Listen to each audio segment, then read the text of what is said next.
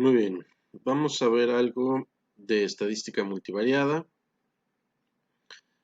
eh, sobre todo la que se aplica en ecología, que nos va a eh, servir principalmente para una búsqueda de patrones, para generar hipótesis, aunque también para probar algunas hipótesis, ¿no?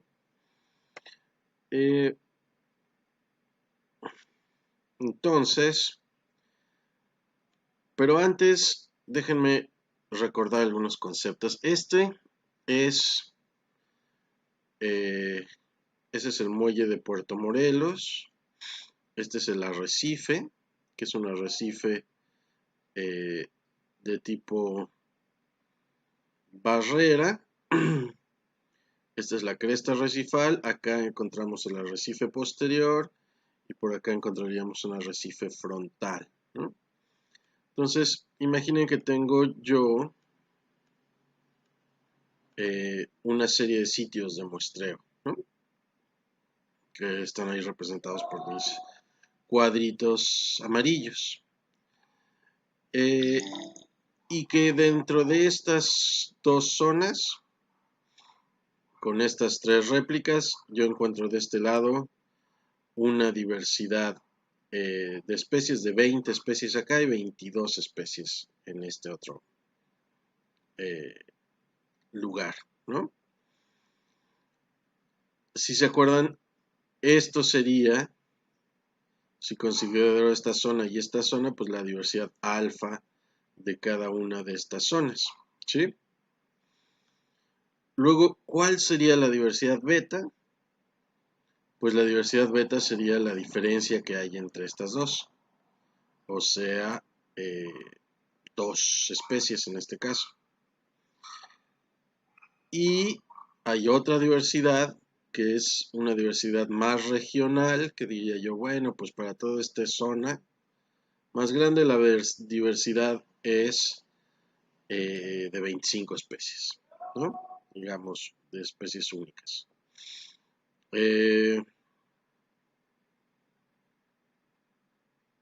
Son números inventados, no sé si me salieron bien, pero esa es la idea, ¿sí?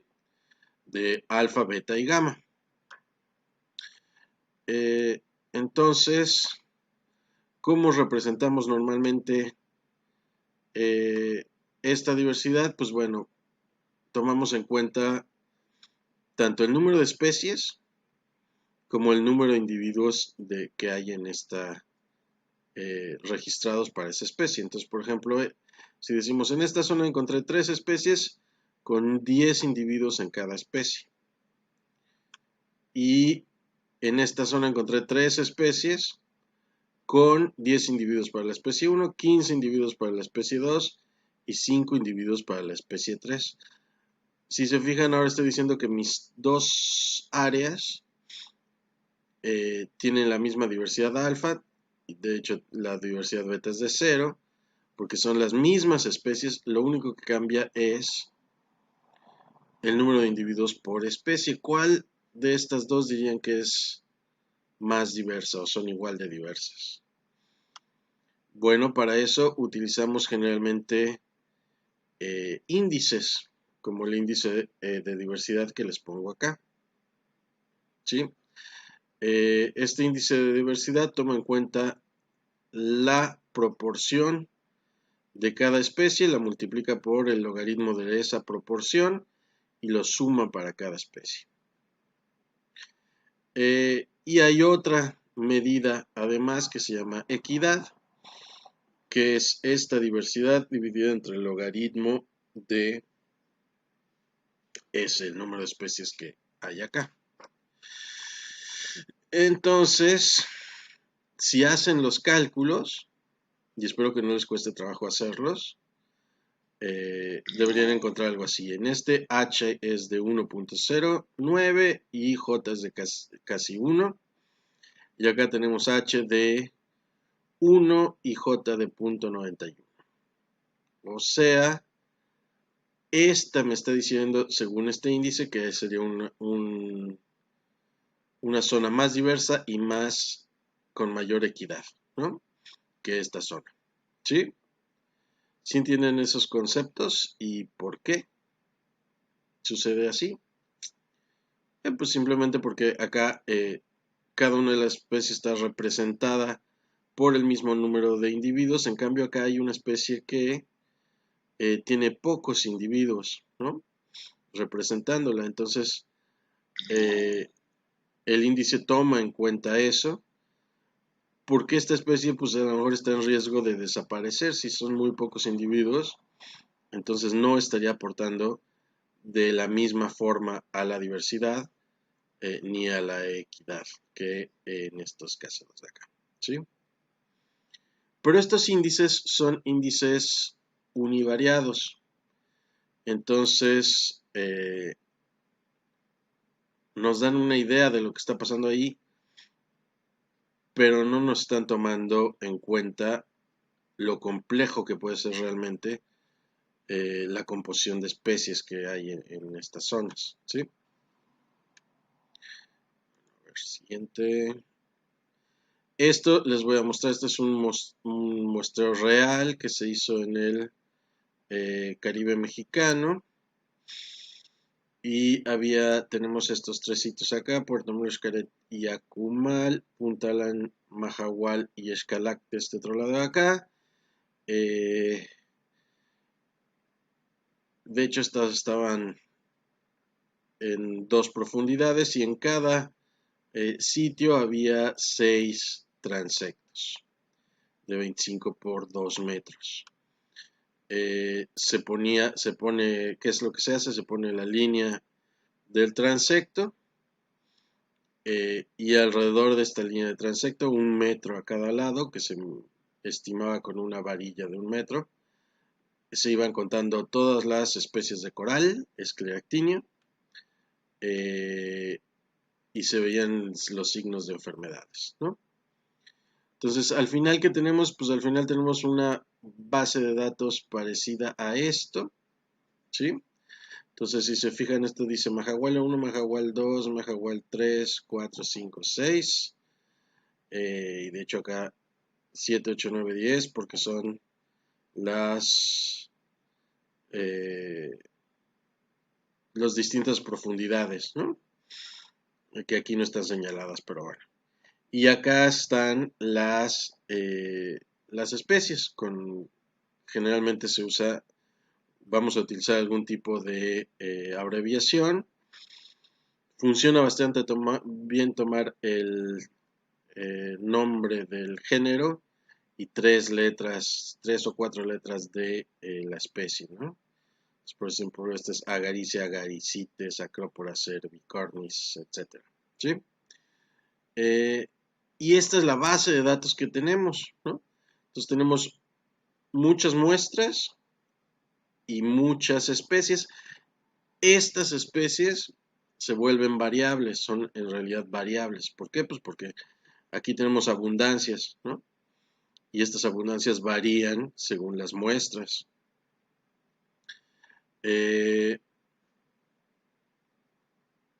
Podríamos tener nada más presencia y ausencia, también se pueden hacer con pura presencia y ausencia. Presencia sería indicado con un 1 y ausencia con un 0. También podríamos tener otra medida como cobertura, ¿no? Este es número de colonias, pero podríamos tener cobertura en porcentajes, o biomasa, o tamaño, alguna medida sobre la especie alrededor de estas muestras. O otro tipo de base común que se utiliza en ecología es que estas variables no son especies, sino son variables ambientales. Entonces acá tenemos temperatura, pH, precipitación, concentración de nutrientes, eh, concentración de oxígeno, todo lo que se les pueda ocurrir de variables ambientales sobre un conjunto de muestras, ¿no? Entonces, cada uno de estos sería una unidad de muestreo, ¿sí? O podría ser el promedio de varias unidades de muestreo, si quieren ustedes simplificar un poco la tabla, ¿no? Aunque es preferible trabajar sobre las unidades de muestreo.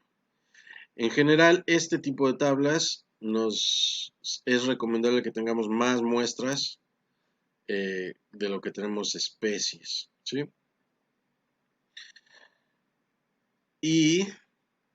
Eh, y si se fijan, pues esto no es tratable ni con pruebas de T, ni con ANOVAs, eh, ni con regresiones o correlaciones. Entonces necesitamos otro tipo de estadística para resumir esto. Y ahí es donde entra la multivariada. La multivariada nos va a ayudar a formar grupos entre las muestras, observar similitudes entre esas muestras y también a probar hipótesis sobre las muestras. Generalmente vamos a trabajar sobre las muestras, ¿sí? Aunque también podríamos formar grupos entre las especies. O sea, si nuestra pregunta es saber qué especies determinan parecidos o diferencias entre las muestras, pues estaríamos trabajando formando grupos entre muestras. Pero si nuestra pregunta es qué especies son parecidas en función de en dónde aparecen en las muestras, pues podríamos hacer grupos entre especies, ¿no? Pero lo más común es trabajar entre muestras, ¿sí? ¿Y qué técnicas vamos a ver? Pues vamos a ver algunas de las más utilizadas. Una técnica de agrupación o análisis de clúster, técnicas de ordenación, NMDS, que es una ordenación multidimensional no métrica, PCA, análisis de componentes principales, a lo mejor vemos un par más de ordenaciones y pruebas de hipótesis como el ANOSIM, que es análisis de similitudes. Esto es semejante, digamos, a una ANOVA, pero esta es una ANOVA multivariada, no paramétrica. Ok, entonces, fíjense, en este esquemita, generalmente vamos a tener este cuadro aquí representa nuestra matriz de variables, bueno, variables acá contra muestras. Esta es nuestra matriz de datos tal cual la tomamos en campo. A esta matriz de datos le podemos hacer algún tipo de transformación. Después, que este paso puede ser optativo o no, dependiendo de la técnica que estemos utilizando. Después de hacerle transformación, podemos irnos por dos vías. Podemos hacer ya un análisis de componentes principales por acá. O podemos calcular una matriz de distancias. La matriz de distancias lo pongo como un triángulo porque esta matriz es parecida a la matriz de datos, pero vamos a tener muestras acá y muestras acá. Y entonces esta matriz, si la vemos completa, sería exactamente igual la parte de abajo de la diagonal que la parte de arriba de la diagonal. Entonces por eso nomás pongo la mitad, porque la información se repite aquí y acá, ¿no? Y nos relacionaría la muestra 1 contra la muestra 1, la muestra 1 contra la muestra 2, y nos daría información de qué tan similar o qué tan distinta son las muestras entre ellas. Podríamos hacer una matriz de distancias entre especies, si les digo, y decir, pues, qué tan parecidas son las especies entre ellas según en qué muestras aparecen. Pero lo más común es ver qué tan parecidas son las muestras en función de cuáles especies contienen, ¿no? Entonces, ya que tenemos esta matriz de distancias, podemos hacer una ordenación de tipo NMDS. Este es un NMDS parecido al PCA, pero esta es no métrica porque se basa en el índice de distancias. Ahorita vamos a ver algunos índices de distancias. Podemos hacer un análisis de clúster, que este nos va a formar grupos. Estos grupos, de hecho, se pueden también dibujar o observar en la ordenación. pero la ordenación no me está formando realmente estos grupos. Estos grupos los forma el clúster, pero a lo mejor se pueden observar visualmente en mi NMDS, ¿no? Y si tengo un factor, puedo hacer algún tipo de prueba de hipótesis como ANOSIM o ver eh, diferencias entre los niveles del factor en términos de las especies o las variables eh, que están contenidos en cada nivel del factor con un análisis de similitudes porcentuales que es el simper análisis, ¿no? Entonces estas son las técnicas que vamos a ver. Miren, esto sería como un ejemplo de una basecita muy sencillita con 4 muestras y 8 especies, ¿no? Que aquí estoy incumpliendo lo que les decía hace ratito. Generalmente queremos tener más muestras de lo que tenemos variables, pero bueno.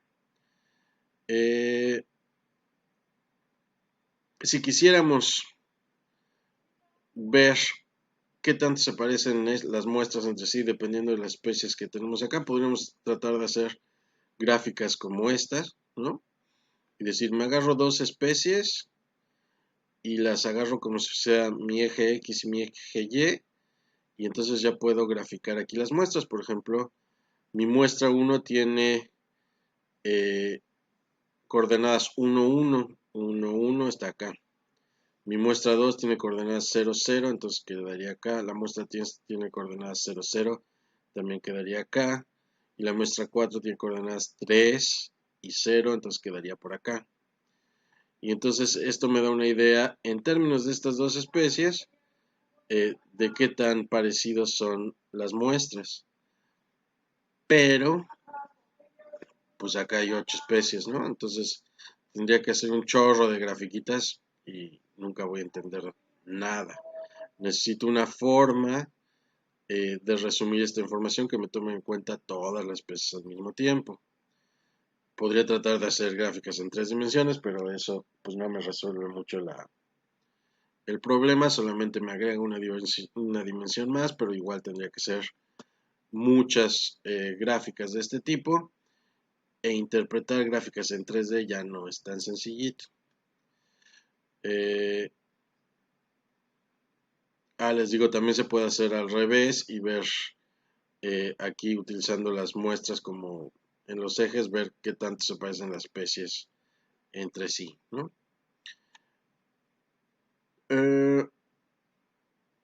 Y entonces es ese tipo de graficación lo que vamos a hacer se llama, en multivariada se llama una ordenación. ¿Cómo lo define aquí Gauch? Dice para lo que nos sirve principalmente la ordenación es para representar muestras y relaciones entre muestras y especies lo más verídicamente posible en un espacio dimensional bajo, preferentemente en 2 dimensiones, diría yo, ¿no? Y bueno, ¿qué es entonces la ordenación? Es un conjunto de técnicas descriptivas que reducen un conjunto de datos con múltiples variables por medio del arreglo de las observaciones a lo largo de un menor número de variables no correlacionables y ortogonales. O sea, generalmente son... Bueno, eso lo vamos a ver más adelante. Otro concepto importante que vamos a utilizar y este lo vamos a utilizar la similitud o disimilitud o distancia. Lo vamos a utilizar sobre todo para el análisis clúster y para la ordenación NMDS y para el ANOSIM.